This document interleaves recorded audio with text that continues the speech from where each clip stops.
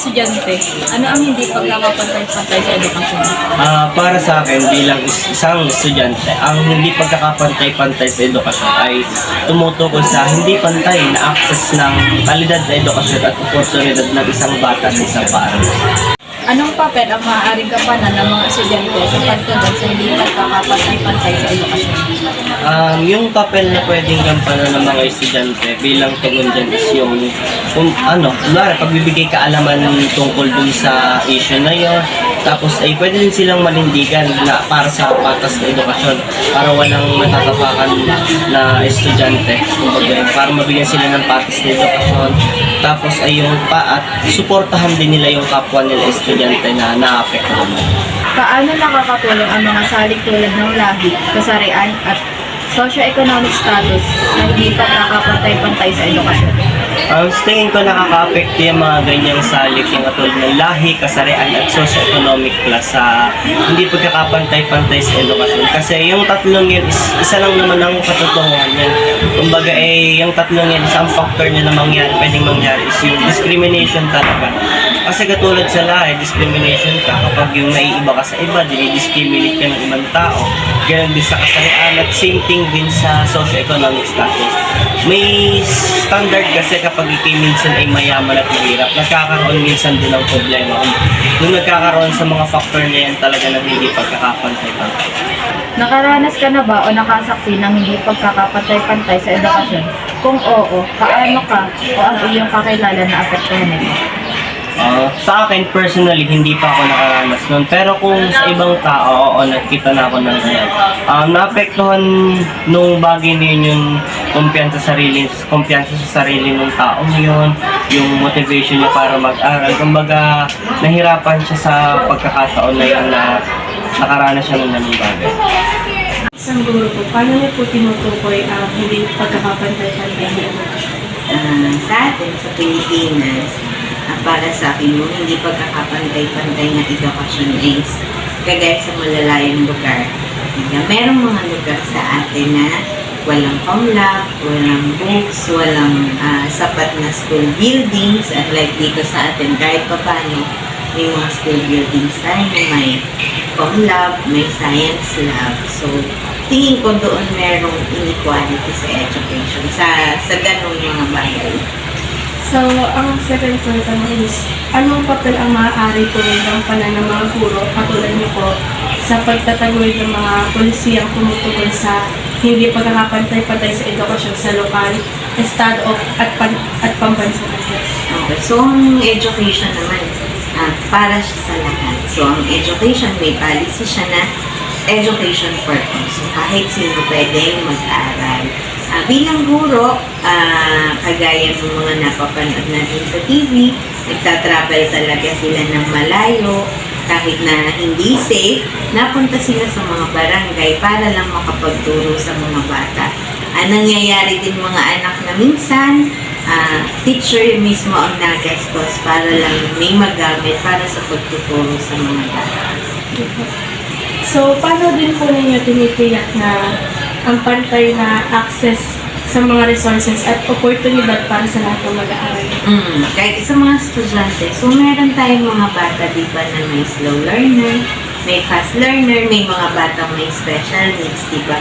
So, kumbaga, lahat ng pwedeng ibigay sa bata na kaya ng school at kaya ng teacher, pinoprovide naman natin yung mga books, o kagaya sa atin sa SMAU o sa automotive, meron tayong mga makina, may mga tools and equipment na para siya sa lahat. Pero syempre, kung alin mo na yung kaya ng bata, doon mo na nag-focus hanggang sa maging complex na yung itinuturo sa mga bata. Paano nyo din po nababalanse ang mga demand ng standardized testing sa pangailangan na mabigyan ng isang mayaman at nakakaenganyong curriculum para sa lahat ng mag-aaral? Sa atin, di ba binoprovide natin yung mga kailangan ng bata. So, para makasunod tayo sa standard, kagaya ng ginagawa ng ibang teachers, nagmo-modify tayo para lang makuha ng bata kung ano ba yung competency. Kagaya sa SMAU, kung ano yung competency na kailangan nila ma-achieve. So, modification, yung kumbaga ay kung ano ang kaya ng bata, ile-level mo doon yung mga test or mga activities para ma-reach din niya yung competency na kailangan niyang ma-reach. And yung last po is, ano pong papel ang maaari nyo magampanan bilang guro sa pagtataguyod ng mga polisiyang tumutugon sa hindi pagkakapantay-pantay sa edukasyon sa lokal, estado at pambansang antas? Okay, so tingin ko ang mga guro naman ay walang bias. Hindi siya bias kasi lahat naman ng teachers ang gusto ay maturuan ng mga bata. So maaaring kami yung maging mediator or kami yung magpaabot kung ano ba yung kailangan o pangangailangan sa edukasyon para mas ma-improve pa ito at kumbaga ay mabawasan yung hindi, yung parang inequality sa education dito sa atin sa Pilipinas. So, para po sa last, ano pong kaya nyo ibigay na mensahe para sa mga estudyante? Na kagawin nyo. Opo. O, sa inyo, basta pagbubutihin ng pag-aaral. Sadyang mahirap. Sabi ko nga sa mga tinuturuan kong senior high dati, wala pa kayo sa exciting part ng senior high.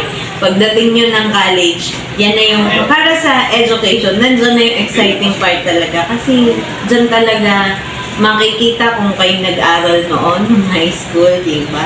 So, basta wag susuko, mag-aaral ng mabuti.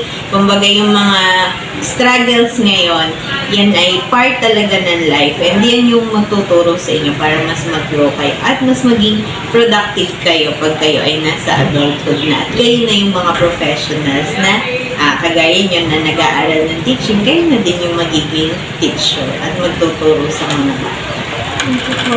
Okay. Thank you po. You're welcome. As a student, what is educational inequality?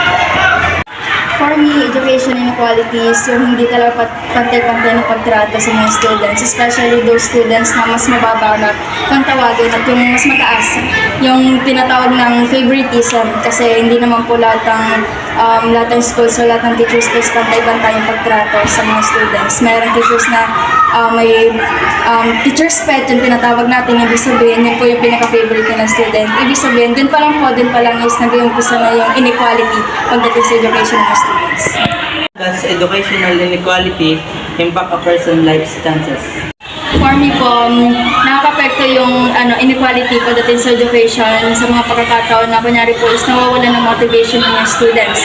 Especially po, ako din, naranasan ko na po yan nung ako po ay hindi pa SSLD president and nakakaranas ako ng education inequality po.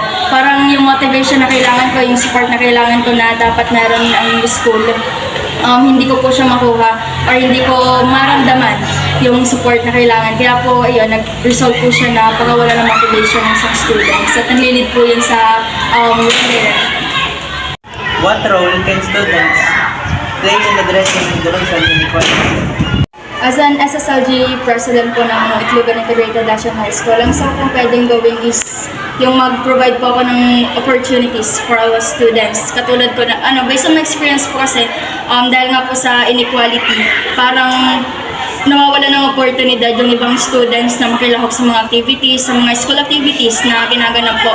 Kaya naman po, kaya naman po ang ina-offer kong or ang isa sa mga pwede kong gawin is magkaroon ng different kind of activities na kung saan merong activities na pang introvert, meron din pang activities na pang extrovert kasi po minsan dahil nga po sa na wala silang motivation, nahihiya sila na maki-cooperate or maki-participate sa mga activities dahil nga sa motivation na hindi nila meron. How do factors like race, genders, and socioeconomic status contribute to education inequality? So, nabanggit ko nga po yung socio-economic status na maraming students po na hindi naman talaga pantay-pantay yung status nila sa buhay. Kaya po doon nag-i-start yung mga inequality na tinatawag natin dahil lang po doon sa mga favoritisms na meron ang ibang teachers.